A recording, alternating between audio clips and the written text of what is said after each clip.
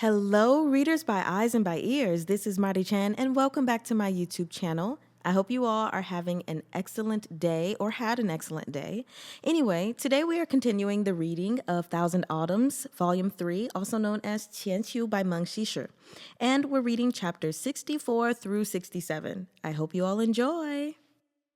Chapter 64, Exhausted. Shunqiao stood still and didn't move. The other party didn't approach either. The two of them stared each other down in a stalemate, making for a rather eerie atmosphere. Shunqiao had already seen those grim green eyes on the other ape, so seeing them again didn't come as much of a surprise. He only thought it was somewhat strange. Why were there so many apes in this desolate, sealed-off ruin? Could they really survive down here for hundreds of years without any food or water? Watching Shunqiao bade his time, showing no signs of rashness, those eyes couldn't restrain themselves any longer. They flashed briefly in the dark. Then the green glow faded, and everything was engulfed in darkness once more. The stench of blood quickly faded as well, disappearing into the distance. It had left, just like that? The stairway was incredibly long, and as Shunqiao groped along the walls, he found that they were more or less all carved on both sides with engravings. It was clear that this had been a flourishing city in the past. After Lolan annexed Ruoxiang, the country had disappeared from historical records, together with all its people and countless treasures. Perhaps Lolan had plundered it all, or perhaps it had just been buried and lost to time. In any case, the slow flow of history had nothing to say about them anymore. Step by step, Shunqiao descended the stairs while carrying Yan Wushi. Within the expansive, far-reaching darkness, his pace seemed to slow, each step stretching out infinitely. Because of his injuries, Yan Wushi was unstable to suppress his breathing, which made his breaths sound somewhat heavy as they lingered by Shunqiao's ear together with the faint puffs of hot air. Then there were the sounds of Shanhe Tongbei as it tapped against the ground, probing out a path. It gave Shunqiao the illusion that this staircase was a never-ending one. Since there was no end to it, why not stop and rest for a moment? No matter how much farther they walked, they wouldn't be able to leave anyway. Suddenly, he felt an icy coldness against his nape. Yan Wushi's hand had touched him there, and Shunqiao couldn't help but shudder. The place had been stale and airless for many long years. Staying here for an extended time would cause someone to feel stifled. Their minds would grow dull, and they'd become dazed and lethargic. Just before, Shunqiao's mind had been completely focused on the ape. His attention had slipped, and he'd almost fallen into that trap. "Many thanks," he said. Yan Wushi didn't reply. Shunqiao was already used to this. The true qi of Yan Wushi's body was in disorder. He couldn't even control himself and was constantly switching between personalities. The current one probably didn't like to talk. The two of them walked some distance when, suddenly, Shunqiao felt that the stairs beneath him had disappeared, only to be replaced by a flat ground. The walls on either side of the staircase had also vanished, but this only made him more discomfited as he had no idea just how large this open space was, nor what traps might suddenly spring up beneath his feet. A sword soundlessly thrusted towards Shunqiao's face. The blade, as cold as autumn water, didn't even glint within the darkness. But Shunqiao had stayed in the dark for a long time. He was accustomed to using his ears to discern everything, and they were exceptionally sensitive. The sharp blade point was still a mere inch from his eyes, but he'd already leapt into the air, sweeping backward with his sword across his chest. With a loud clang, the attack was dissipated. Before Shunqiao could speak, the other party began questioning him. "What demon goes there? Tell me your name." Finding the situation awkward, Shunqiao countered, "And who is this distinguished gentleman?" Whoever it was, they managed to recognize his voice. "Taoist Master Shun?" "And you are?" asked Shunqiao. "I'm Chu Ping," said the man. "I came together with our lord." Changong had brought around a dozen men with him. Other than the likes of Mu Rongqin, whom Shunqiao already knew, Shunqiao had almost no interactions with the rest of them. Shunqiao made a sound of assent. Where's Changong?" "My lord and the others are in front of us. Just now, a monkey-like monster carried off two of our men, so I thought you were—" Forgive my rudeness. Please come with me, Taoist Master Shun. His voice was shaking with fear, and he was panting as he spoke. It was evident that he'd just gone through a treacherous battle. Are there any traps here? Asked Shenqiao. No, said Chuping. This place should be a terrace, but we'll be turning a corner just up ahead. My lord and the others are right beyond that corner.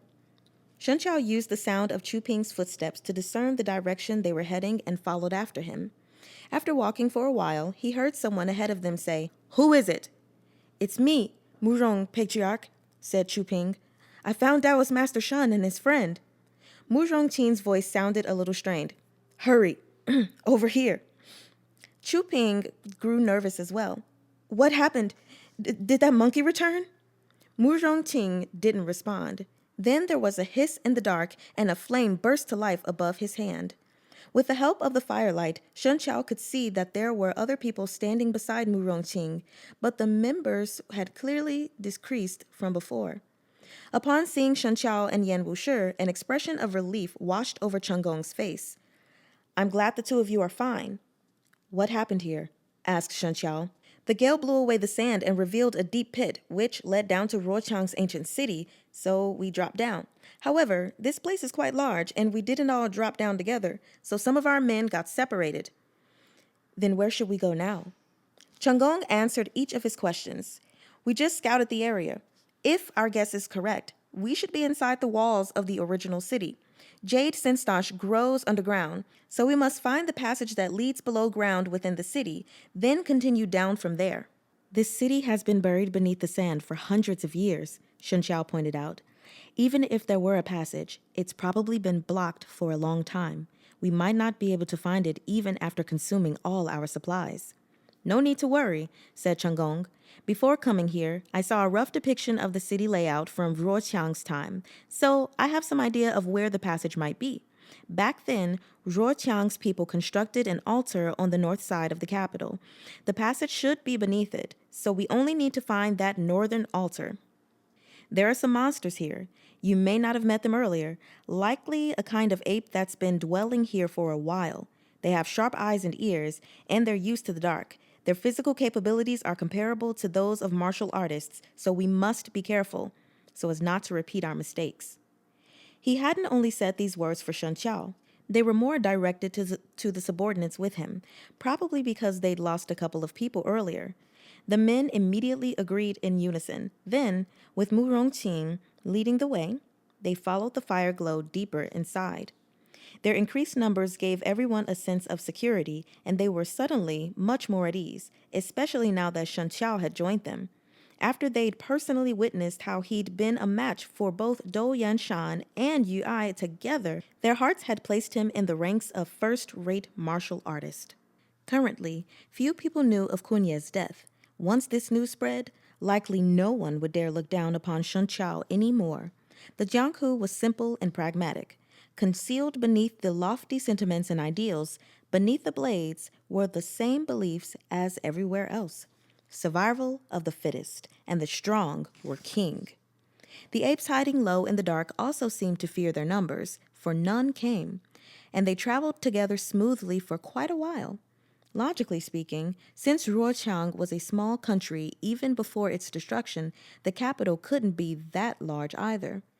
The distance they'd walk should have been more than enough to take them from the south side of the city to the north. Though everyone had their doubts, considering the gap in social status, they dared not recklessly question Chengong. Only Shenqiao asked, "How much longer will it be?" Chengong was also a little uncertain. After all, what he'd seen inside the imperial palace of Qi was only an incomplete map left behind from the Han dynasty. We should be almost there. However, no sooner than he'd said this, someone within their group suddenly called quietly, "Liu Lang has disappeared." Soon after was a shout of surprise. "What is it?" To conserve their torches, Muzhong Qin was the only person who'd lit one. Before he could shine it over, someone was already fumbling about his lapels, trying to find another one to light. But perhaps due to his panic, his trembling hands dropped the torch and it fell right to the ground. Muzhong Qin rushed over and directed his firelight at the ground. On top of the torch that just fallen was a hairy spider.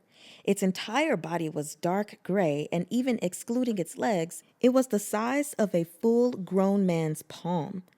3 white stripes marked its back, giving the impression of a person with their eyes closed. Once the spider began to crawl, the eyes opened, as if it were blinking. None of them had ever seen something so eerie. They weren't scared exactly, but they all felt indescribably disgusted, and their hair stood on end. Someone couldn't take it anymore and swung his sword at the spider, slicing it right in half. However, as soon as he did, many more baby spiders burst out of its abdomen, and one after another, they all crawled toward the men's feet. Liu Lang! That's Liu Liang! Someone had lit up a new torch. As the light it cast flickered around a spot far away, they saw a corpse collapse there, still wearing familiar robes. But the body itself was shriveled, the skin stretched tightly over the bones. It was horrific. "Don't let those things come close," yelled Mu Zhongqin. He unsheathed his sword as he spoke, and a couple of sword glares flashed, instantly killing all the spiders that had been crawling toward him and Changong. But the others weren't so lucky. The baby spiders crawled at an astounding speed, climbing up their feet and legs. They slipped into any crevice they could find, and the moment they touched warm skin, they injected their venom, paralyzing their victims. Those victims didn't feel anything even as their blood was sucked dry. They couldn't even make a sound. In the blink of an eye, 2 or 3 more men collapsed. As lackeys responsible for odd jobs who ran back and forth for Changong, they only knew a couple of moves and were completely unable to react in time. Like Liu Lang, they fell silently to the ground. The others were horrified. They dared not be careless anymore. They all drew their weapons and began hacking at those spiders. But the spiders were too small, and more continued to pour from some unknown source. The surrounding darkness combined with their nervousness meant it was easy to overlook some, and when they sliced open a couple of large ones, more small ones would crawl out. It was impossible to kill them all, and impossible to guard themselves completely. The only exception was Shen Xiao, standing beneath Shan He Tongbei's sword screen. No spiders approached him, and he kept Yan Wushi shielded against him. His sword chi wrapped around them, watertight, a white waterfall within the darkness, so brilliant and dazzling that no one could look away. The spiders targeted the weak and feared the strong. When they realized they couldn't get close to Shen Xiao, they all turned around and surged toward the others. Changong angrily lambasted his men. "Don't pierce their abdomens! Use fire! Burn them with fire!" He kept himself occupied as well, a sword in one hand, a torch in the other, as he swung it toward the ground. The spiders were afraid of the firelight and dared not come closer. He took the opportunity to burn some, but the torches were limited. As he watched the spiders rush forth in endless waves, crawling over several of his men who had already fallen, Changong was forced to command the remaining men, "Run forward!" But when it rained, it poured. Right at that moment, everyone felt a cool breeze blow behind them. Before they could react, someone screamed while collapsing forward. "Ah! The demon monkeys!" someone yelled, white with terror. "The demon monkeys are back!"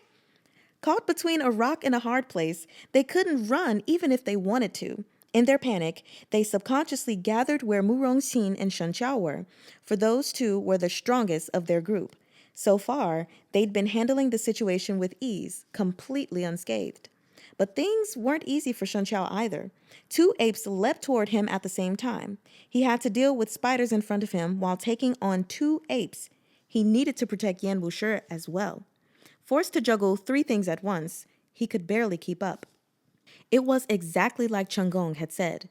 Having lived in the dark for a long time, the apes had developed night vision. Like cunning hunters hiding in the shadows, they'd coldly watched as the spider's assault drove everyone into a panic, then took the best opportunity to attack, wanting to fell them in a single blow. The clangs of weapons sounded incessantly, but many of them realized that whenever they thrust out their swords, even if it seemed like they should be able to pierce right through those creatures' chests, they'd either be blocked by the hard, steely hide beneath the ape's fur, or the ape would evade at the last moment. They had to worry about those blood-sucking spiders while dealing with the tireless apes, and within a couple of rounds, they were thoroughly exhausted from the fighting, their bodies all sporting various injuries. The nails of these apes seemed to be tipped in a kind of poison as well, for the cuts they left began to burn with pain. Yan Wushi suddenly spoke up. The apes are the spiders' natural enemies. The moment they appeared, the spiders retreated. His voice was weak and hoarse, devoid of his old arrogance that proclaimed that everything was beneath his concern. But there was a strange power in his words. The moment he spoke, everyone found themselves listening to him attentively. Everyone who heard what he said froze. In what little time they could spare while fighting the apes, many of them looked at the ground. Indeed, those disgusting spiders had all vanished. Without the spiders hampering them, it was as if a huge load had been lifted, and everyone's spirits rose immediately. For a time, true qi flooded forth while swords swept up gusts of wind, forcing those apes to retreat a couple of paces. But it didn't last for long. A loud, drawn-out howl rose in the darkness, like a woman's wailing, and the apes' attack grew fierce once more. Some of them pounced forward despite being wounded by the group's sword qi, as if ready to fight to the end. Shen Qiao said to Yan Wushi, "That should be the ape's leader commanding them. We must capture it, or we'll have no peace. Go hide behind Mu Zhongqin. I'll go look for the leader. I probably won't be able to protect you for a while." Yan Wushi grunted in assent but said nothing. After all, the two of them had never been friends in the first place. Of course, they couldn't be considered enemies now, but while Yan Wushi's current personality might be different from the original one, it was just as callous. If he'd told Shen Qiao something like, "Be careful," that would have surprised him more. He watched as Yan Wushi pressed himself against the cavern wall and quickly vanished into its protruding cracks. The apes wouldn't be able to find him for now. Then Shen Qiao leapt up the wall, using those jutting rifts as footholds. With a few ups and downs, he vaulted toward the source of that howl and then quickly slipped into the darkness. Shen Qiao's Taoist robes fluttered as he landed, light and agile, sword in hand. Under the broad daylight, he'd have appeared full of immortal poise and drawn countless eyes. Unfortunately, in this place, everyone could barely look after themselves. Only Yan Wushi sent a keen look at his disappearing figure. Then, instead of going to Chenggong and Mu Zhongqin for protection like Shen Qiao had told him to, he circled around everyone and went further into the darkness. No one noticed his disappearance, least of all Shen Qiao. His eyes were closed as he used his ears to discern the leader's location. But ever since that scream, it made no sound, so Shen Qiao could only grope forward based on his impressions. The clanging of weapons from below drew farther and farther away. Shen Qiao held his breath as he melded into the ruins and broken tiles behind his back. There, he could keenly feel the endless quiet and unknowns brought by the darkness. Suddenly, the scream rang out again. It was long and mournful before suddenly turning shrill, like a bugle call or alarm. Below them, the herd of apes once again began attacking Chenggong and his men in a frenzy. Now was the time. Cling! With a cry like a fledgling phoenix, Shanhe Tongbei sprang from its sheath. Shen Qiao pushed off the ground and leapt into the darkness. There was no support to be found within the dark, but he glided through the air. This strike of his wasn't flashy in the slightest, but it was impossibly fast. His sword glare seemed to engulf him completely, turning him into a white arc as he swept through the void. Tinged with purple, as if heralding a propitious result, it shot straight toward the source of that sound. The sword glare surged as it traveled. The ape was a living creature, so naturally it must have sensed the danger. But it was the leader, the ruler over this ancient ruin, and had commanded absolute power for so long. When it saw that someone dared to challenge its authority, its first instinct wasn't to run, but to pounce at Shen Qiao in a rage. With it illuminated by the sword glare, Shen Qiao realized that the ape in question was different from the rest. It had the face of a man. Even more unsettling were the pair of flashing green eyes within that hairy face, glaring balefully at Shen Qiao. Its claws carried the stench of blood along with another strange, unidentified smell. It completely ignored Shen Qiao's sword glare and slammed upon him like a mountain crashing down. Shun Chao suddenly realized what that smell was. It was the smell the spiders released as they lay dead on the ground. Having lived for so long underground and lacking any other source of food, they must have fed on the spiders. Over time, they became the spiders' natural enemies. That was why the spiders had all fled the moment they appeared. But to the apes, the sudden appearance of so many people was a huge new food source. This drew them over, and they began their relentless pursuit. The ape had no idea of the sword glare's power. It thought its hide tough like bronze and iron, and so it fearlessly swiped at him, the attack ferocious and carrying that same reek. If that blow scored a solid hit, Shanchao's brain would definitely splatter all over the ground. The two clashed head-on. Wrapped in true tea, the sword glare tore the ape's skin right open, and the blade sank in a few inches into its flesh. The leader of the apes was both shocked and enraged. It immediately shrieked. Hearing this, the apes tirelessly surrounding Chunggong's group abandoned them. They leapt up the cavern walls, changing their target to Shun Chao. The apes weren't only agile and capable of powerful attacks, they also possessed hides as strong as steel. Normal weapons couldn't scratch them at all. Even Shanghe Tongbei could only harm them when infused with true qi. If it had been a one-on-one match, Shun Xiao could have fought without fear. But with a dozen of them pouncing upon him instead, even a grandmaster, the likes of Buddhist Master Xue Ting, would have been overwhelmed. He immediately withdrew his sword and retreated. But now that he'd wounded the leader of the apes, making his escape wouldn't be so easy. Not only did it pounce at Shun Xiao, it commanded the remaining apes to surround him at once. When Mu Zhongting saw that Shun Xiao had drawn the apes away, he quickly said to Chunggong, "My lord, let's hurry and leave." But Chunggong said, "No, go help him."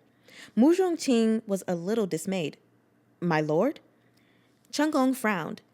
"We're all in the same boat. Shun Xiao has been of great help to us, so we should help him if we can." With that, he leapt upward with his sword. Having no choice, Mu Zhongting and the others gritted their teeth and followed. However, the ape leader loathed Shun Xiao for injuring it and was determined to rip him into shreds. Under the threat of their leader, the other apes were also uninterested in fighting Chunggong's group. They all rushed toward Shun Xiao. If anything, Chunggong's interference only made them more frenzied and agitated, completely unafraid of death, so much so that the moment Chunggong's attention slipped, a slash deep enough to show the bone was gored into his arm. When he saw this, Mu Zhongting yelled out in a panic, "My lord!" He rushed over to administer medicine to Chunggong while the others shrank back at the sight of his injury. Shun Xiao had no connections with them in the first place. Even though he was in a tight spot now due to wanting to capture the leader first, it also happened to resolve their crisis as well. Mu Zhongting spoke to Chunggong in a hushed voice, "My lord, there's no time to lose. Once those demon apes kill Shun Xiao, they'll turn to us and we'll be in trouble. Let's leave, quickly." Chunggong was silent for a moment. Then, having made up his mind, he yelled, "Retreat!" Before they left, he turned his head back and up. In the midst of the apes' frenzied, frightening shrieks, those few blazing sword glares shone fiercely, but they also gave the impression of stranded helplessness. It was impossible to say how much longer Shun Xiao would last. Chunggong withdrew his gaze, then left with Mu Rongqing and the others, never glancing back. As Shun Xiao killed 2 of the apes, he indeed began to grow fatigued. After all, his martial abilities hadn't fully recovered. Furthermore, these apes seemed to have gone mad. One after another, they threw themselves at the sword chi without any sense of self-preservation. But his sword chi couldn't last forever. Shun Xiao slashed open a long cut in the chest of one ape, and its blood splattered his face, the nauseating stench slamming into him alongside. Even Shun Xiao's movements couldn't help but pause at this. While the other apes were attacking Shun Xiao, the leader had been biding its time, waiting for its chance. Now that it managed to glimpse one, it howled and leapt at Shun Xiao, grabbing him while shoving him backward. The ape was holding him tightly. Shun Xiao couldn't struggle free. His entire body was forced to fall back, and he lost his footing, falling into a deep pit. Right at this moment, the leader of the apes released him. As the other apes grabbed it by the tail, it viciously shoved Shun Xiao into that pit, then gave a loud roar as if it were celebrating its victory. Carrying Shun Chao's weight, Shan He Tongbei scored a long trail of sparks in the wall, but Shun Chao couldn't stop his descent. The pit seemed like a real abyss. He had no idea how long it'd take to reach the bottom. His arm grew numb and sore, and every single wound upon his body was hurting. He'd been injured while fighting those apes. At this point, he could feel a burning, excruciating agony. Shun Chao looked down. Below him glowed a faint red. He didn't know what it was. He'd already lost all feeling within his arm. In a moment of carelessness, Shan He Tongbei left the wall and his entire person plummeted downward. But this plummet had just started when someone firmly gripped him by the other arm. Shun Chao lifted his head and saw that Yan Wushi had somehow appeared. In order to grab onto Shun Chao, his entire upper body was over the edge. "Hold on tight," he said to Shun Chao, his voice severe. Chapter 65. Poisoned. With this buffer, Shun Chao was able to catch his breath. He forcefully jammed Shan He Tongbei into the wall while his feet caught a jutting crack. Drawing a deep breath, he flipped himself upward to where Yan Wushi was hiding. This place wasn't a true cave. Instead, it was a crack in the stone wall that had become a fissure due to its age. Buried by wind and sand, baptized by the slow march of years, the city had long become part of the underground itself. Before he could ask, Yan Wushi said, "Down there should be the red carnelian that Changong is after." Earlier, Shun Chao had his hands full trying to secure himself, so he hadn't paid much attention. Now, as he looked down, he realized that there was a sea of glimmering red beneath him. If they'd been in broad daylight, the red shine wouldn't have been particularly dazzling, as it was only the light from the ore itself. But it was lustrous, translucent, and beautiful, and in the darkness, it was enough to cast their faces in a crimson glow. From here all the way to the front, the winding passage twisted and turned. Carnelian deposits illuminated their surroundings on the left and right, but they were all buried deep within the rocks. There was no way to dig them out. They were indeed beautiful, but what did Changong need them for? The Emperor of Qi favored him greatly, showering him with endless riches and glory. Even Murong Qin was willing to serve him, loyal and steadfast, to say nothing of the money and treasures he must possess. The Changong of the past had nothing, so perhaps he'd been willing to risk his life for the carnelian, but the current Changong had too much. Why would he still come here despite all the dangers? Could he have another goal? Shun Chao thought that the Changong he'd reunited with had long changed completely as a person. He couldn't use his old insight to appraise his schemes and cunning now. He withdrew his gaze and looked back. "Many thanks. Why are you here?" Yan Wushi didn't answer the question. "There's a path that leads underground." Shun Chao was surprised. "You already went down?" "I didn't get too close. There are 2 apes guarding it nearby." "Then did you see the Jade Sistanch?" Yan Wushi gave an affirmation. Shun Chao briefly inspected his own condition. He had about a dozen wounds, both large and small, scattered over his body. Most of them were cuts inflicted by the apes back when he had been protecting Yan Wushi. But there were also scrapes and bruises from his fall. However, these were all flesh wounds. The poison on those apes' claws was also only a mild one, and he quickly expelled it by circulating his true qi. In comparison, the injuries Changong's group had suffered were quite a bit more severe. "Those apes have lived here for hundreds of years without seeing the light of day, all while consuming the human face spiders and jade sistanch. Their hides are like iron. Weapons cannot hurt them unless infused with true qi, and their bodies are as light as a swallow. That's what makes them so difficult to deal with." But Shun Chao's spirits actually rose. "Let's go then. Since we're already here, we might as well go the full way. Once we have the jade sistanch, we'll soon be able to deal with your external injuries." Yan Wushi glanced at him. "Do you need to rest?" Shun Chao shook his head. "Let's grab the jade sistanch first, lest we meet with Changong's group again and more problems arise." Yan Wushi nodded and didn't add more. "Come with me." He stood and began walking, leading the way as Shun Chao followed behind him. As they left that stretch of carnelian, the red glow faded, and their path was once again plunged into darkness. They moved as lightly as possible, the sound of their breaths mingling with the rustling of their clothes. But their actual silhouettes remained separate, with one in front and the other in the back. intimate in impression, yet estranged in reality. It wasn't a short distance, and there were quite a few twists and turns along the way. But as Yan Wushi had already walked it once, his pace was fairly brisk. After about 15 minutes, he suddenly halted. Fortunately, Shenqiao reacted quickly and came to a stop immediately. Otherwise, he would have run into him. Yan Wushi looked back and said quietly, "Right in the front is." However, before he could finish, a stench assailed them from the front. Shenqiao yanked Yan Wushi behind him, then raised the sword in his right hand to block. A massive weight suddenly slammed down from above.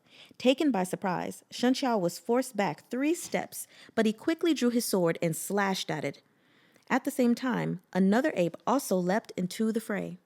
Entrenched within the darkness, Shenqiao couldn't see, but his other senses sharpened.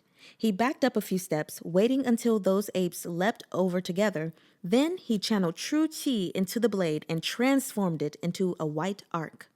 Caught off guard, the apes screamed in pain as they were slashed by its edge before immediately attacking Shenqiao with even more vehemence. Shenqiao said to Yan Wushi, "I'll hold them here. Go get the jade sistange." Even before he'd said so, Yan Wushi had already bent over and was pulling up multiple bunches of those white, palm-shaped fruit growing within the narrow fissure above the carnelian. They looked a little like aloe vera, and though they should have been white, the light from the carnelian cast them in a faint red glow. When they were snapped open, a milky white liquid flowed out, accompanied by a subtle fragrance. Legend said that jade sistange was incredibly precious, miraculous at healing wounds. Even the imperial palaces might not have any. But after plucking a couple, Yan Wushi didn't give the rest a single glance. Instead, he turned to look at the carnelian beneath the cliff. Before doing something entirely unexpected, he pulled out all the jade sistange that had already fruited and destroyed them, then threw them off the cliff.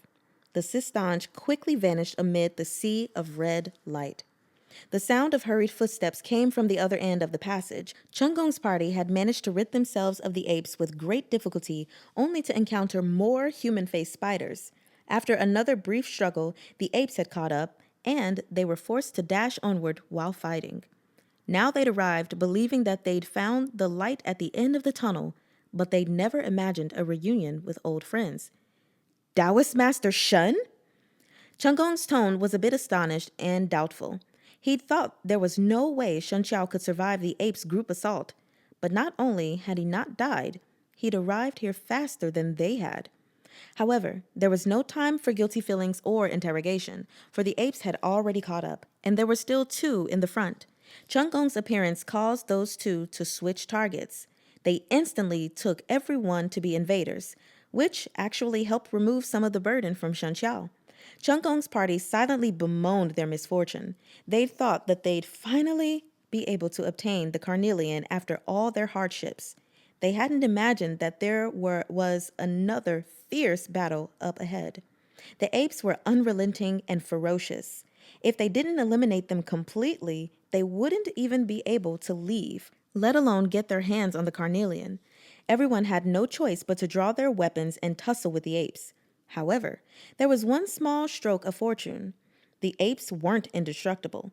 Having fought with Chunggong and his men for so long, they were also getting fatigued. Soon, Shenqiao and Mu Zhongqin each sliced open an ape's throat, killing them. The apes had long gained a human-like disposition. Grieved by the deaths of their own, they were also a little afraid and tried to retreat. Only the ape leader flew into a rage, attacking them in an even greater frenzy. Despite its fury, the leader was already in disarray, and after fighting the apes for so long, everyone had slowly begun to grasp some tricks, instead of merely trying to muscle through with force. The neck was the softest and weakest part of the ape. As long as one could find the chance to pierce it with their sword, even if the blow didn't decapitate the ape, it would still slice open its throat and kill it. Within half an hour, a fair number of apes had died by their blades. Seeing their victory imminent, Chunggong slowly left the circle of battle and walked toward the cliff. The carnelian lay only 30 or so yards below the cliff. To those skilled in Qinggong, the height was no trouble at all. Chung Gong had journeyed a great distance here from Qi's capital just for this, and he'd even almost lost his life along the way. Now that he could see his final goal right before his eyes, he couldn't help but grow excited. He composed himself, tossing aside all his useless emotions, then turned back to glance at Mu Zhongqing and the others.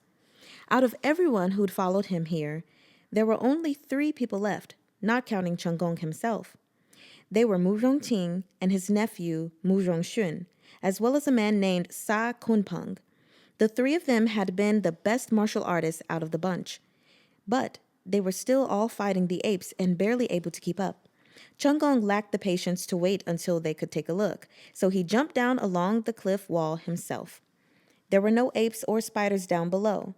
It was all carnelian, sprouting in clusters of crystals. Their red glow wasn't blinding, nor did it remind him of blood. Instead, they actually gave off a faint sense of harmonious peace. Chung Gong couldn't contain his excitement. He reached out to touch them. The crystal surface was smooth and translucent, reflecting even the outline of his fingers. Only after a moment did his excited feelings slowly calm down. Chung Gong looked around himself. These naturally formed crystals were incomparably hard and couldn't be easily removed. To do so would probably require dozens, even hundreds of men chipping away at them with an axe. But Chung Gong had no intention of taking the carnelian with him. It was true that they were priceless, but they had never been his goal. He untied the Tai-E sword upon his back, then looked for the carnelian crystal with the sharpest edge. He pressed the sword to the carnelian, right where the hilt connected to the blade. With a quiet click, the hilt separated from the blade. Just like that, he'd broken a legendary sword that had been passed down the generations into 2. But an expression of joy came over Chung Gong's face. He threw the blade aside, then carefully removed a small piece of silk from the hollow within the hilt. The silk was crammed full of words. Chung Gong looked at it for a while, and the joy on his face became brighter and brighter. He simply stood among the carnelian as he began to carefully read. However, after a moment, his expression suddenly filled with alarm. He looked down to see the palm of his right hand had already turned a bruised purple without his notice, and it was slowly spreading up his arm. A prickling pain accompanied it as it traveled, an itchiness within the agony that made him want to scratch it. And Chung Gong did, but it didn't stop the itchiness. He scratched until it bled to no avail. Beneath the skin, it felt like thousands of insects were biting at him, painful and itchy beyond enduring. His veins began to protrude, sprawling upwards in the direction of the blood flow, all while slowly spreading toward his wrist. Chung Gong didn't need someone to tell him to know that he'd been poisoned. There was no time to be concerned about anything else. He climbed back up the cliff wall in a few leaps and returned to the original passage. At this time, Mu Zhongqing and Shen Qiao had managed to kill over half of the apes, forcing the leader to retreat, while Yan Wushi had somehow found a mechanism within the wall. A massive boulder came crashing down to seal off the passage, and everyone took the chance to back up. The boulder separated them from the apes, letting the entire group pause to catch their breaths. But Chung Gong was completely preoccupied with the fact that he'd been poisoned. He had no time to spare for the apes. Mu Zhongqing saw his terrified expression and quickly ran over to support him. "Quick, hurry! Do you have any antidotes on you?" Mu Zhongqing's gaze landed on his palm, and he couldn't conceal his alarm.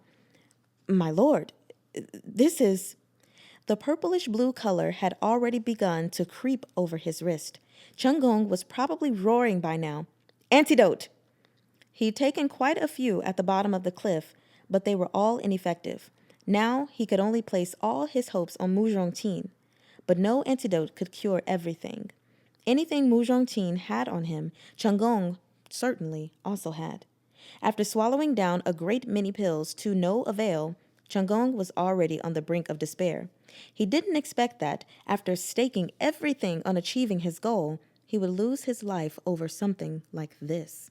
"Does Taoist Master Shen have a method to cure this poison?" he asked hoarsely. As if Shen Qiao were his final hope, his gaze on him was full of desperate anticipation. Shen Qiao didn't even have any idea of how he'd been poisoned in the first place. All he'd seen was Chung Gong jumping down the cliff. The next thing he knew, he'd returned, poisoned. Is there something poisonous down there? It's the carnelian. The carnelian is incredibly toxic. Do you know how to save me? I heard that Xuandu Mountain was also peerless when it came to refining medicine, and you were the sect leader. You must know about all sorts of cures. If you can save me, I'll give you everything I have in return. Shen Qiao shook his head. I left in a hurry and came here under duress. There was no time for me to bring anything like an antidote. But Cheng Gong only thought him unwilling. He fished out a piece of jade from his lapels and tossed it to Shen Qiao. In truth, back when you agreed to travel with us, I ordered someone to free that old man. By now, he must already be back home with his granddaughter. If you're still worried, once you get back, you can take this jade to Yunlai Inn within the capital and ask for him. I paid the innkeeper to hold the old man there temporarily. Even if he hasn't let him go, if you bring this piece of jade to the innkeeper, you can have him released. I know that you're an upright gentleman. You've saved my life many times before as well. I only had you come on this trip this time because I had no other choice. I never intended to hurt anyone. Please, for the sake of our old friendship, save me. He spoke incredibly quickly. One could imagine just how panicked he was. Shen Qiao said helplessly, I truly don't have an antidote. The moment he said this, Cheng Gong's face turned the color of ash. He tried to expel the poison through circulating his true qi, but that only seemed to hasten its encroachment further. Seeing that the bluish color was already about to reach his elbow, Cheng Gong gritted his teeth, then said to Mu Zhongqin, Quick, cut off my arm! But right at that moment, Yan Wushi suddenly spoke up from where he'd been silently hiding in the dark the entire while. Why don't you ask me if I have any ideas? Chapter 66, Fellow Travelers. Cheng Gong stared dead-eyed at Yan Wushi. Does sect leader Yan have a method? You probably noticed back when fighting those apes. Their sharp nails are both sharp and poisonous, so the moment they scratch you, the wound will begin to swell and itch. His words came neither fast nor slow. It was obvious he was completely unmoved by Cheng Gong's poisoning. There was even a leisurely tone to his speech, as if this had nothing to do with him. Claws that sharp must be honed from time to time. There aren't a great variety of rocks to choose from here, so the carnelian those apes guarded were their best choice. Occasionally, they'll file their claws against it, yet they're not poisoned. That's because within a mile of every toxic substance must be something else that neutralizes it, just like the spiders and apes within this ancient city. Mu Rongqin had found a key within his words. Sect leader Yan means that there is antidote to my lord's poisoning? But understanding suddenly flashed through Cheng Gong's mind. The jade sistanche. Is it the jade sistanche? Hurry, can you go see if there's any jade sistanche nearby? Mu Rongqin and the others quickly ran to the cliff and looked around, and sure enough, they discovered jade sistanche. My lord, there's indeed some here, said Mu Rongxun happily. Shen Qiao glanced at Yan Wushi despite himself. The latter stood with his hands in his sleeves, body still half hidden in the shadows. It was clear he had no intention of speaking. Cheng Gong was overjoyed. Bring it here! Mu Rongqin and his nephew sliced off a few sprigs of jade sistanche and brought them back. Without so much as a glance, Cheng Gong quickly shoved them into his mouth and gulped them down. But a miracle did not occur.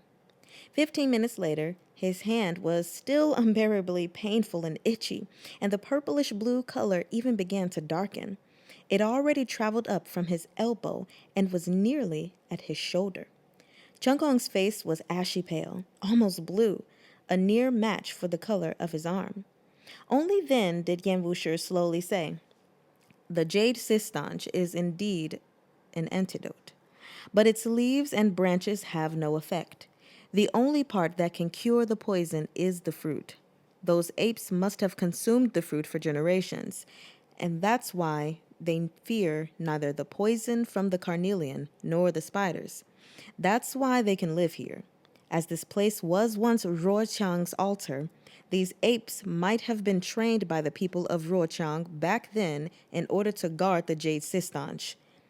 Did you look at the leader? It's already begun to develop a human face. It obviously possessed an exceptional amount of wisdom and cunning. Originally, These words should have been fascinating. Unfortunately, their speaker's tone was dry and flat, making them rather dull. Of course, Chunggong was not in the mood to listen to this detailed explanation on the ape's origins.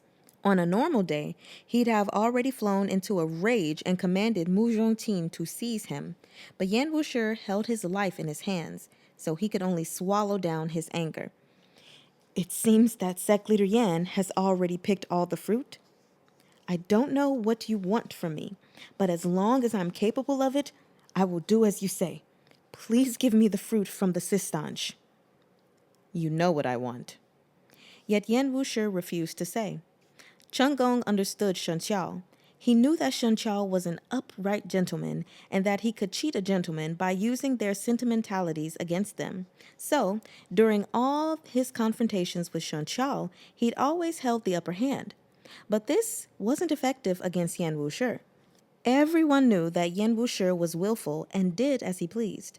It was impossible to use common sense to infer anything about him. Chunggong knew that even news of his survival couldn't be used to threaten him.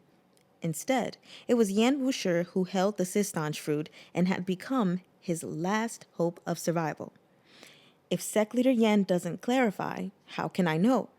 He still refused to give up, putting up a final life and death struggle.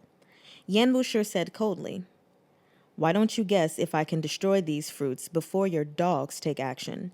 If you're willing to take the risk, I'm not against giving it a go." The moment he said this, Mu Zhongxun, though enraged, could only stop his movements, having intended to approach him. Chunggong gritted his teeth. You want what's within Tai E? Yan Wushi didn't reply. Chunggong had no choice. He could only fish out the piece of silk hidden inside his lapel with his other hand, then pass it to Yan Wushi. Where's the sistange? Yan Wushi took the small piece of silk, then retrieved a fruit from somewhere about his person and tossed it to Chunggong. Bitter about his defeat, Chunggong couldn't resist asking, You'd already guessed my goal, so you specially rushed here before us, then used the fruit to threaten me?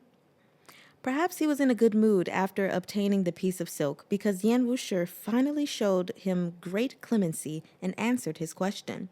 The Tai E sword once belonged to Chun Commandery's Xie family.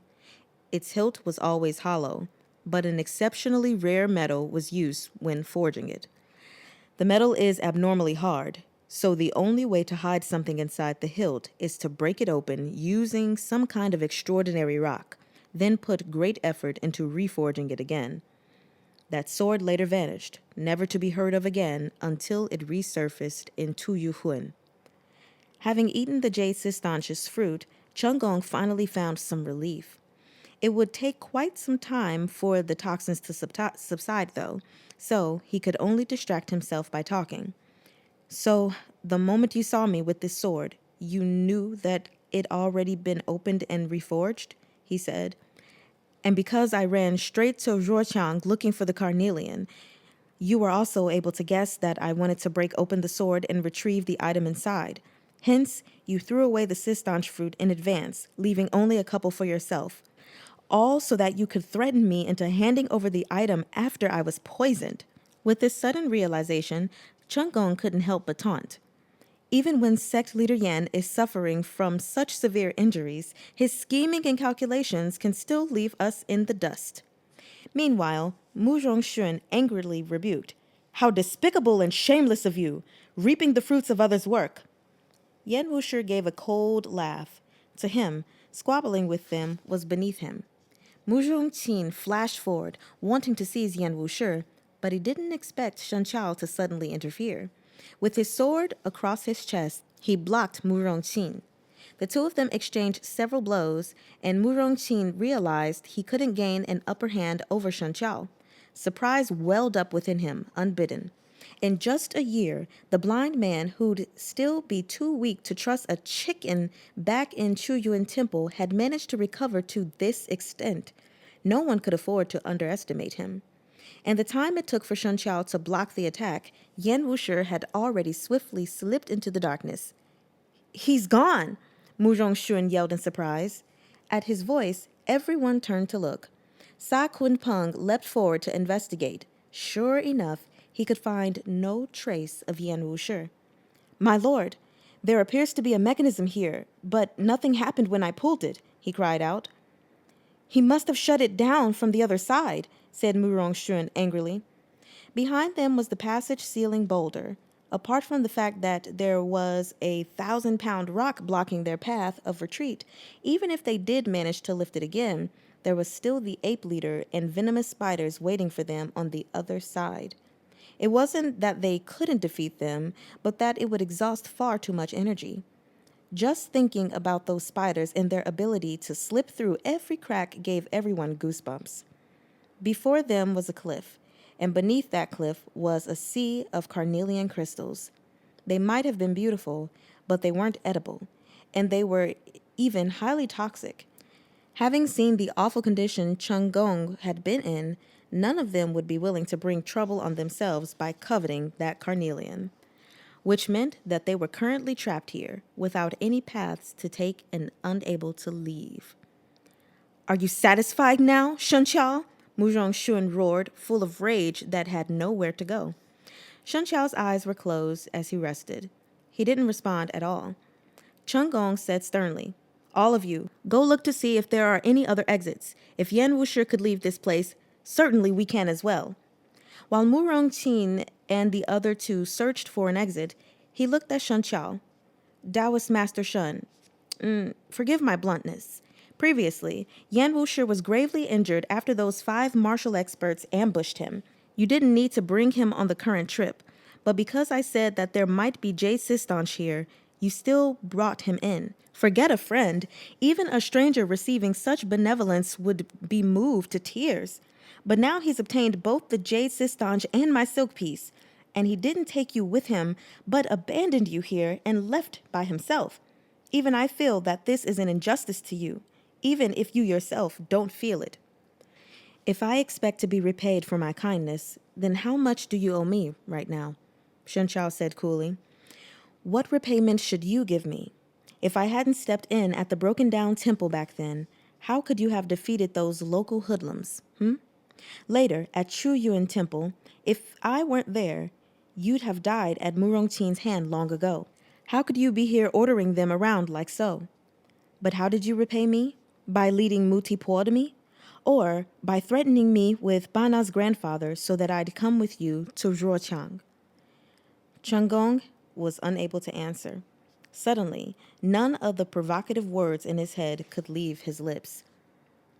You and I do not walk the same path, says Shunqiao.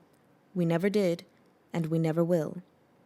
At first, Chung Gong felt a little guilty, but hearing these words, he actually grew angry. True, you are noble and virtuous beyond compare, he sneered. But what good did that bring you? I earned everything I have today through my own efforts. What's so shameful about that? I might as well tell you. I was born with the ability to remember everything I see and hear. Though I was mostly illiterate back at Chu Yuan Temple, I still managed to memorize everything you recited. There were so many martial experts at the scene. Who would have imagined that an insignificant nobody could pull off what they couldn't? Mutipua is cruel and ruthless. The people he favors never last beyond a month, and most of them suffer horrific fates. But I was able to make him recommend me to the Lord of Tea through my own abilities, and that was my true stepping stone to greater heights. Muzhong Tin and the others had indeed chosen Chung Gong, but they still couldn't help the awkwardness hearing him talk about his experience as a kept man. But Chung Gong himself had no such feelings, and he continued to speak with ease, calm, and composed. Obtaining the favor of the Emperor of Tea isn't my final goal. There's no man in the world who's willing to serve others with his body, even if he's the one taking initiative in bed. Using the Lord of Tea's favor, I had him find me a teacher so that I could learn to read. I know very well that those great aristocratic families will never acknowledge people with my background, but I don't need their approval. There are only 2 things in the world that allow you to rule over people's hearts. One is the book, and the other is the sword. So I needed to learn as many words as possible, read as many books as possible, all in the shortest amount of time. and I succeeded. Shunqiao, why do you think Mu Rongqing and the others chose me? Just due to riches and glory?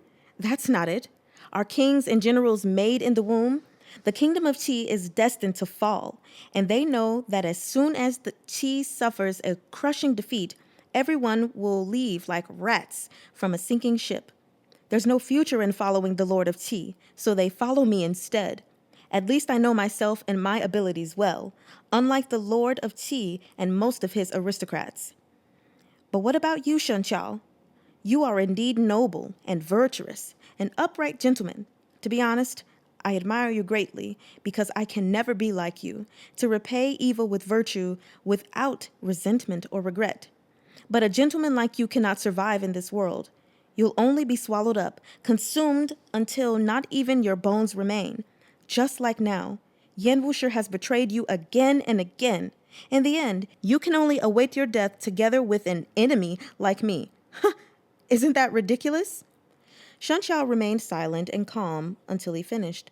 Then he said slowly, Chunggong, ever since I met you, I knew that you were different from the others in your hometown. You are smart and full of energy. You have ambition. You're ruthless to both yourself and others. Within these troubled times, you have the ability to become someone truly formidable. You were able to climb up the ladder of success called Mutipo, then use him to obtain the Emperor of Qi's favor on your own merits. I won't look down on you for that. The reason you always think me noble and virtuous is because deep within your heart, your conscience is still alive. You know that your methods are wrong, and that's why you subconsciously compare yourself to me, why you're concerned about how I see you. Otherwise, everyone has their own Tao, their own path, so you need only focus on moving forward. Why stop to look at others? For a long time, Chunggong was at a loss for words.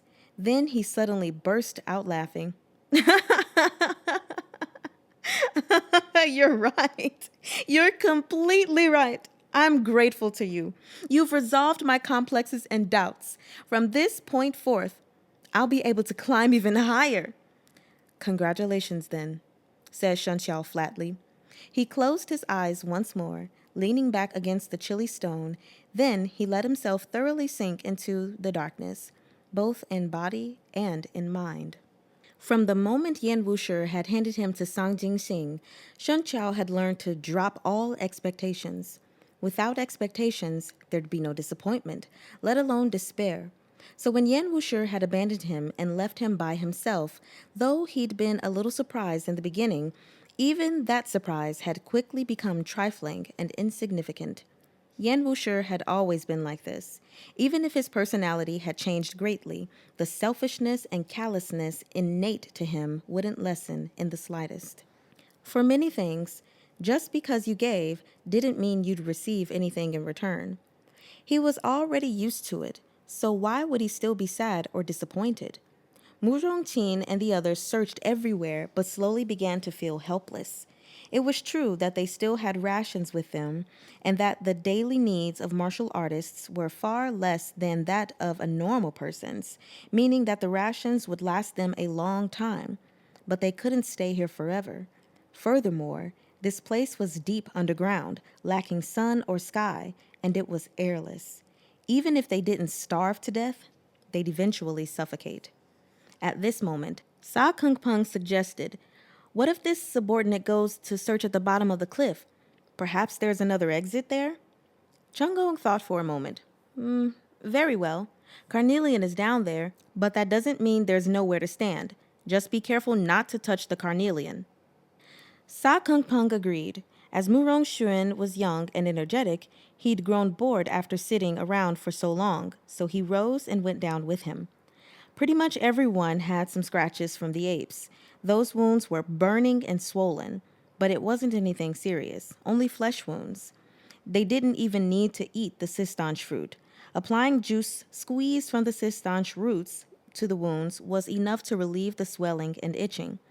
Chunggong sent Mu Rongqing to go down to help them search, then asked Shunqiao, if we manage to get out, what will you do? Shunqiao slowly opened his eyes. Within this darkness, no one could see the bewilderment in his gaze. Based on his pace and the amount of time that had passed, Yan Wushi should be almost about back to the surface.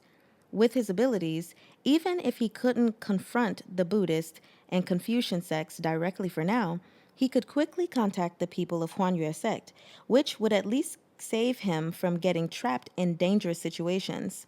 In other words, even without Shen Qiao, Yan Wushi could still have a good life. Shen Qiao suddenly thought of something. What you obtained just now, that was one of the Zhuyang strategy scrolls? Correct, said Chunggong. Was there anything special about the scroll compared to the others? Chunggong was silent for a moment. How much do you know about the Zhuyang strategy? The Zhuyang strategy is composed of 5 volumes that combines the strength of the 3 schools of thought, said Shen Qiao. It's the product of Tao Hongjing's lifelong efforts. You've also read a couple of the other volumes yourself. Any thoughts? It is indeed the most remarkable martial arts book in the world. I've greatly benefited from it. It seems your information is incomplete, said Chunggong. It's true that the Zhuyang strategy has 5 volumes and that it combines the strengths of the 3 schools, but that only applies to the contents of 4 of the volumes. There's one more volume that has been lost for many years. No one knows where it is, but it's said that its contents are related to the martial arts of the demonic discipline. Shen Qiao startled, but after thinking closely, he found Chunggong's words quite logical. In the past, Yan Wushi had attempted many times to use the Zhuyang strategy's true qi for himself, and he'd even experimented with Shen Qiao for it, repeatedly trying to bring out his potential. But reality had proven that because his martial foundations were his demonic core, it was incompatible with Shen Qiao's Taoist core. Hence, the Zhuyang strategy ended up being of little value to him, like a chicken rib that was still edible, tasteless, but a waste to throw away. If the Zhuyang strategy only wrote about the martial arts of the 3 schools, Yan Wushi could never have said anything like he already had a way to patch up the flaw. With how capable he was, he'd likely already deduced that there was a Zhuyang strategy volume hidden within Tai E, and that this was exactly the one he needed. Having deduced the entire sequence of events, Shen Qiao slowly exhaled, a trace of fatigue in his expression. Suddenly, he felt a little tired, but his voice remained as calm as ever. So, that's how it is. Tao Hongjing is indeed a man of great learning. No wonder the demonic practitioners have constantly sought the Zhuyang strategy as well. It sounds like that piece of silk was exactly what they were after. And since you were also chasing it so anxiously, does that mean you're practicing the martial arts of the demonic discipline? Did you join He Huan sect? What a joke, said Chunggong. With my current rank and status, why would I need to join He Huan sect and get ordered around?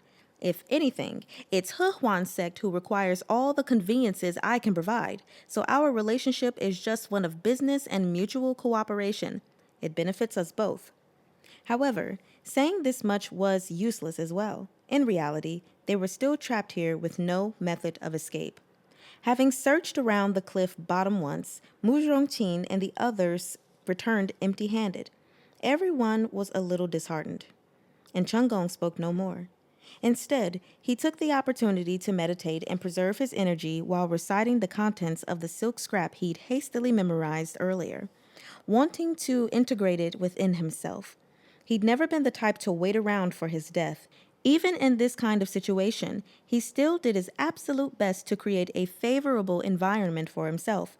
That was why, in these troubled times, Chunggong had been able to rise from a penniless commoner to where he was today, to the point that even the imperial court of Qi's foremost martial artist, Mu Zhongqin, was willing to obey his command and dispatches.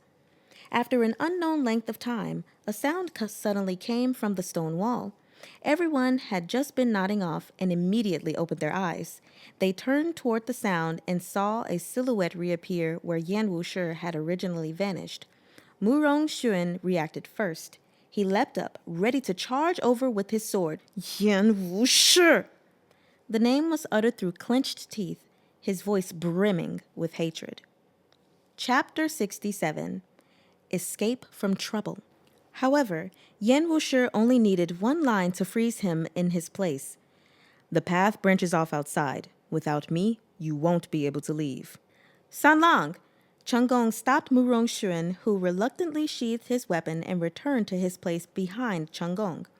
Cheng Gong cupped his hands, his manner courteous. Many thanks to Sect Leader Yan for coming back. We are deeply grateful. If Sect Leader Yan is willing to show us the way out, I promise to happily leave the piece of silk to him and never ask for it again. Yan Wushi glanced at him but didn't say anything. He simply turned to head out from where he'd entered. Mu Rongqing looked at Cheng Gong and asked, My lord, should we follow?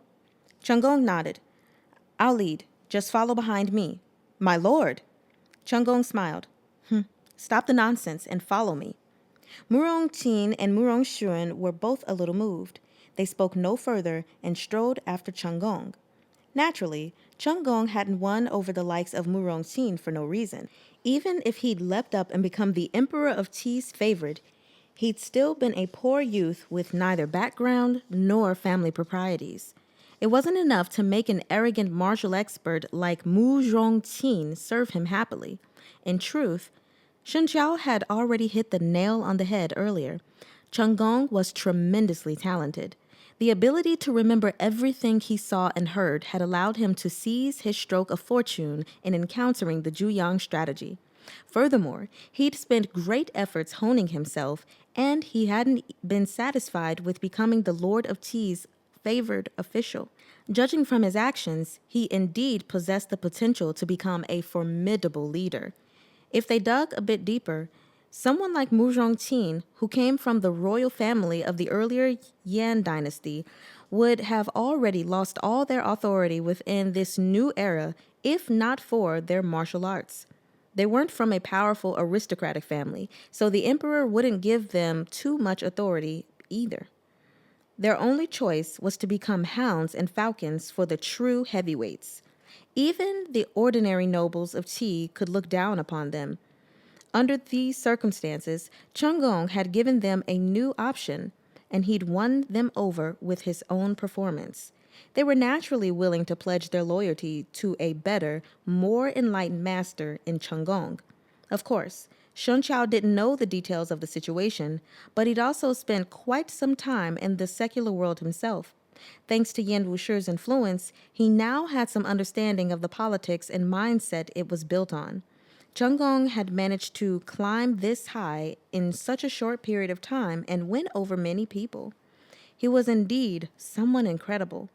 If it had been Yan Wushi instead, even if he understood all those mindsets and logic, his arrogant, willful nature meant that he might not be able to bend when necessary like Cheng Gong had. The entire passage had been carved from the mountain. Cheng Gong still had some torches with him. Once he lit one, they could see candlesticks lining both sides of the wall. The entire capital of Ruoqiang had sunken and collapsed sometime in the past, which might have caused part of the mountain to cave in as well. Certain points along the tunnel were blocked by boulders that had fallen from above, leaving only a tiny gap through which to pass. They were forced to carefully squeeze through after clearing away some of the rocks. Mu Rongxuan was a little worried. There aren't any spiders here, right? Those spiders reek of rotten flesh, but I don't smell that here, so there shouldn't be any around. As they were talking, the path suddenly branched into two separate ones. Everyone halted and looked at Yan Wushi's back. Go left, he told them. Mu Rongxuan was suspicious. Wait! How do you know to go left? I went right earlier. There were spiders. Why should we trust you? Asked Mu Rongxuan. And how are you unscathed after encountering the spiders? Yan Wushi ignored him and continued walking. Mu Rongqing held Mu Rongxuan's shoulder and whispered, He has a jade sistanch. Mu Rongxuan immediately understood as well. That's right. Since the jade sistanch can counteract the spider's venom, it should also keep the spiders away. But in that case, why would Yan Wushi return to guide them out? He couldn't have suddenly found his conscience, could he? The mighty Huanyue sect leader suddenly growing a conscience? Forget about convincing others. Even Mu Rongxuan refused to believe it. The entire path was angled up gently, which proved that they were heading toward the surface. No one said anything, but they all gradually began to believe Yan Wushi. They followed him until they found another split in the path some distance later. And this time, there were 3 branches. Yan Wushi stopped. This is as far as I came before turning back. But everyone now understood as well. When they'd entered in the beginning, they hadn't taken the proper roads, so currently they were mainly retreading the capital's inner passages. These splits led to all sorts of different directions. It was just like the hallways within the Central Plains Palace. Some would lead to a different palace, while one would lead to the capital itself. And it was the latter that would lead to the true exit. If they chose any of the others, not only might they end up taking a detour, they might even run into spiders or apes and suffer the consequences. Changong asked Yan Wushi, "Which path would you take?" Yan Wushi didn't answer. Shun Qiao had been silent the entire time, but now he suddenly spoke. "Since we don't know, we can just leave a mark here and choose a random path. It'll all depend on our luck anyhow. If we pick the wrong one, we can only blame our own bad luck." "That works," said Changong. He picked up a rock and scored several marks into the stone wall. Shun Qiao couldn't help but do a double take. He'd known Changong's martial ability was fair, but he'd been busy fighting the apes earlier and couldn't spare the time to observe. Each stroke Changong made now was obviously infused with true qi. The white marks were scored deep into the walls, showing his level of mastery. Once the marks were made, Changong said, "Why don't we take the middle one? Perhaps that leads outside." Naturally, no one had any objections. Seeing that Yan Wushi wasn't moving, Muzhong Shun couldn't resist asking, "Why aren't you walking?" "This path. I've never taken it before, so I won't lead." There were slight pauses between his words. The others hadn't noticed, but Shun Qiao did. Muzhong Shun sneered. "Who knows if you've taken it or not? Now that you refuse to take the lead, how can we trust you've not set some kind of ambush for us along the way?" In the past, Muzhong Shun wouldn't have dared to say such things to Yan Wushi, even if he'd had 100 times the number of guts. But this was just how humans were. Now that they'd seen him defeated and downtrodden, their idea of his standing also plummeted, to the point that they'd think that they could defeat him too, and that he was unworthy of even a mention. Yan Wushi didn't answer, taking action instead. Muzhong Shun was standing beside him.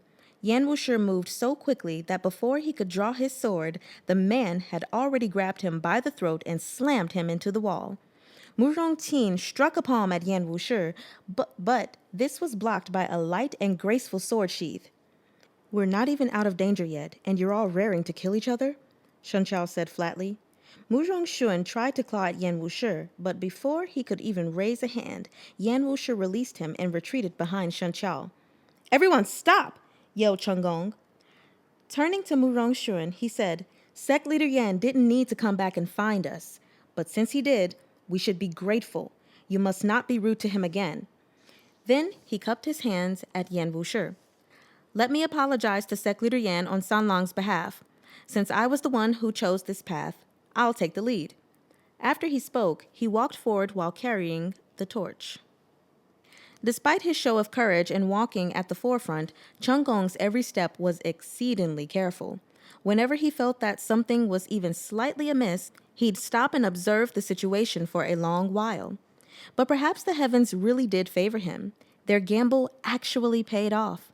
Their entire journey was free of obstacles, even as they left the tunnel, walked through the capital, and returned to the place they'd originally fallen from.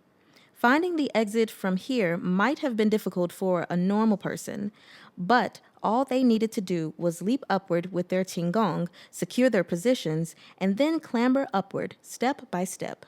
The moment the sun and sky greeted them again, everyone was almost blinded by the fierce light. But at the same time, anyone who'd spent 3 days underground and almost lost their life down there would find this sunlight precious beyond compare. Shun Qiao wound his scarf over his eyes, lest they be blinded by the sudden, intense stimulation. After a moment, once his eyes had slowly adjusted, he removed the cloth and noticed Yan Wushi standing behind him. He'd somehow lost his scarf and could only use his hand to shield his eyes, but he also stuck close to Shen Qiao, as if afraid he'd run away. It inexplicably looked a little silly.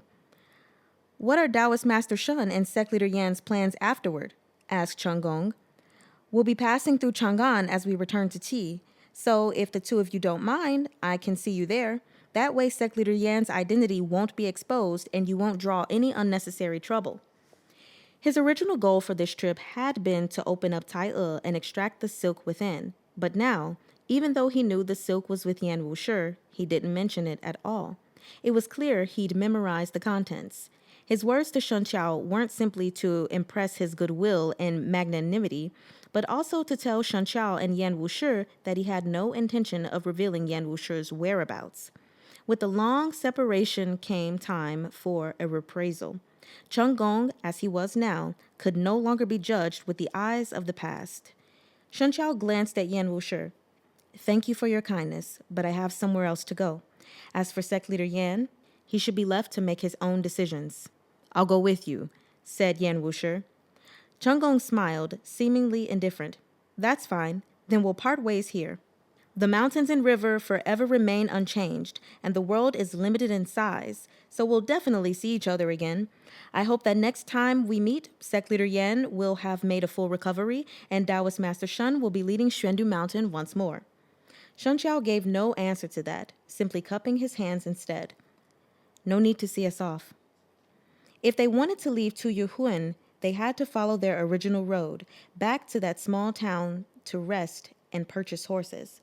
Only afterward could they return to the royal capital before traveling on.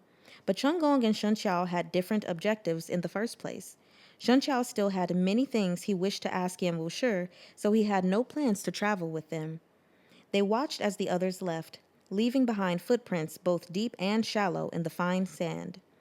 Then, a gust of wind blew past and those footprints vanished without a trace.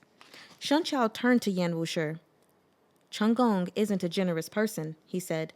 "You took his silk piece, so even if he remembers the contents, he'll still hold a grudge against you deep down. This will cause you trouble in the future." Yan Wushi stared at him unswervingly, then suddenly said in a hurt voice, "It wasn't me, Meizhen and Guge." Shen Qiao held his forehead. "I know. It was the previous Yan Wushi, but the silk is still on you, isn't it?" "You can tell us apart?" asked Yan Wushi happily. Shen Qiao was silent for a moment. "If it were one of your other personalities, you could never have returned after leaving." "I'm so happy," said Yan Wushi. "You recognized me. I know he abandoned you. I was so worried. I had to use all my strength to take control and head back." He tugged on Shen Qiao's hand. "Don't be mad, all right?" Shen Qiao gave a long sigh. If he didn't do that, he wouldn't be Yan Wushi. The real Yan Wushi would also never say such things to me. I just never thought that a man with his personality could give birth to someone like you. That should be impossible. A trace of imperceptible cunning surfaced in Yan Wushi's smile. "That's not true." Shen Qiao didn't understand. "What?" "Nothing. When can we head back? Should we wait until they're a long way off? I'm hungry." Okay. Everyone, we have officially finished the reading of chapters 64 and 60 through 66. And oh my gosh, that little moment was so cute. Oh my gosh, even though he's a grown ass man, I love the excitement that that Yan Wushi had because Shen Qiao was able to recognize him, or at least, one of the Yan Wushis was very excited. That's that's so cute. And if I'm not mistaken, it's Xieling that calls him Meizhen Guge, right? I don't remember. I think so. Anyway, that was so cute. I really don't have much to say about these chapters. The only thing I can say, aside from the fact that those monkey gorilla thingies and those spiders are terrifying, but also, like, I am sick and tired of people, namely really just Yan Wushi, but now Cheng Gong, talking about Shen Qiao's kindness and virtuousness as being this kind of weakness that won't let him survive in the world. And then Chung Gong went on this whole spiel about this is where I was, this is where I am now, and it's because of my ruthlessness and cunning, blah, blah, blah, blah, blah.